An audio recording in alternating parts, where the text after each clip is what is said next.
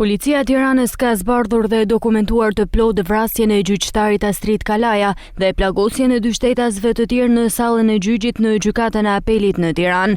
Në orën 13:42 në ambientet e sallës së pritjes për publikun të gjykatës janë futur dhe kanë kaluar nga pajisja skaner, njëri pas tjetrit, shtetasi Elvis Shkambi dhe John Shkambi.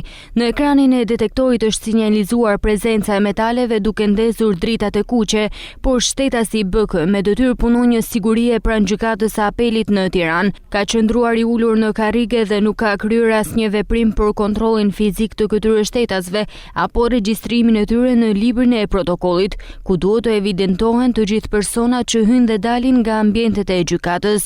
Të dy këta shtetas qëndrojnë në hallin e pritjes së gjykatës deri rreth orës 15:29 dhe më pas futën në ambientet e sallës së zhvillimit të seancës gjyqësore.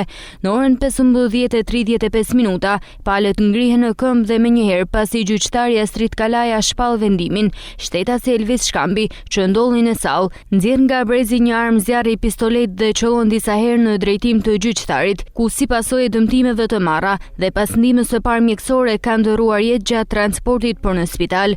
Njëkohësisht, pas këtij veprimi, shtetasi Elvis Shkambi i drejton pistoletën dhe qëllon një herë në drejtim të shtetasve RK dhe EK, duke i plagosur të dy, të cilët aktualisht ndodhen në spital jashtë rrezikut për jetën. Pas ngjarjes, autori ka dalë nga salla dhe i ka dorëzuar armën shtetasit BP me detyrën punës gjyqësor për mbikëqyrjen dhe mbarvajtjen e proceseve gjyqësore në një tjetër sallë. Autori e ESH pas daljes në obor është neutralizuar dhe e prangosur menjëherë nga punojësit e policisë. Në cilësinë e provës materiale u sekuestrua një armë zjarri pistolet me 3 fishek e përdorur nga autori, si dhe prova të tjera materiale të gjetura gjatë këqyrjes së vendit të ngjarjes, që i shërbejnë dokumentimit të kësaj ngjarje. Ndërkohë, ditën e sotme në Shkodër ka reaguar edhe xhaxhai i autorit të vrasjes, Gjovalin Shkambi, i cili është shprehur se nëse dikush do të dënojë nipin e tij, do të ketë të njëjtin fat si gjyqtari. Një gjyqtar si të dënojnë do të përballen me pluma. Se ka 13 vjet si i shkruajmë kryeministrit të tonë qeverisë, anani pronën, se u kena ble. Një gjyqtar si dënojnë nota me Kolinën, me Klismanë, me mua, ka të njëjtën shpërblim.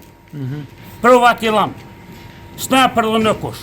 Se ja kena ble shtetit. Familjes të ndjerit gjyqtarit. Po. I ulem gjëj. Edhe i kërkoj havallën me kishë me xhami. Mënyrë pas kësaj deklarate, policia e Shkodrës ka arrestuar 49 vjeçarin.